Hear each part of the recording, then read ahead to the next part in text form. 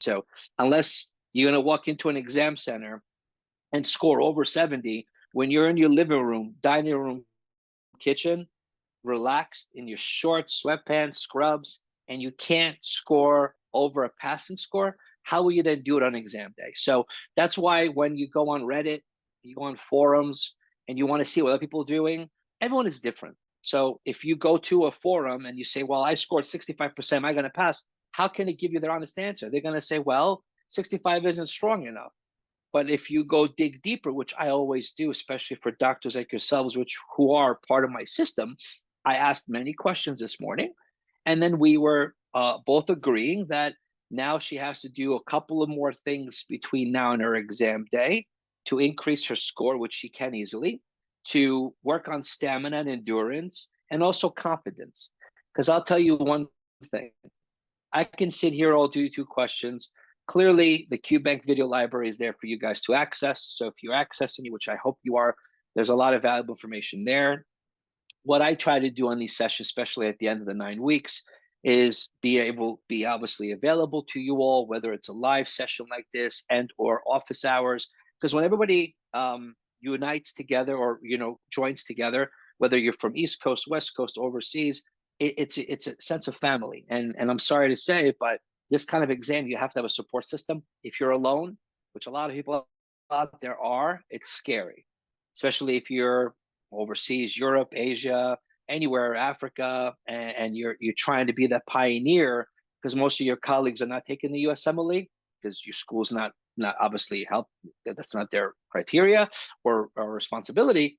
You're doing it alone, and it's hard, right? It's scary. I mean, it's scary when you are in a classroom of 50 in med school, let alone overseas or anywhere you're at currently, right? So that's why when I have these sessions, I always want you guys to be always open with me. You can reach out to me now or later or online. I want to be able to provide you the accurate advice versus you take advice from someone you don't know. Somebody says something online, then you start second guessing yourself, and then before you know, you don't do that well. So that's why if you are taking the 120s, I hope you understand, if you really want to know where you're at right now, you want to figure out what's going on, you can literally do the old and new 120. The old and new 120 can definitely help you figure out where you're at. At the same time, if anybody's taking NBMEs, reach out to me, reach out to my support team, support@usmletrainings.com. I can get on with you on the office hours and help you further, because many students are failing NBMEs versus they're passing NBMEs, failing USMLE. So that's why I hope you understand. A lot of doctors here now who are looking at their names have taken step 1, they're taking step 2 now, or they're studying to take the comp for step 2. Point is, and no matter what you do, step 1 is your foundation.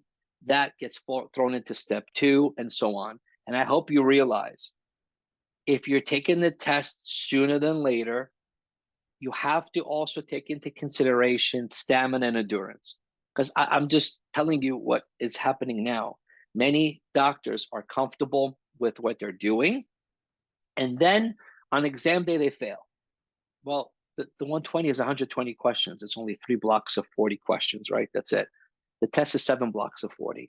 So it makes sense to say, well, if I have to walk in to perform well on my exam, I should be able to sit down and do at least 5 blocks, right?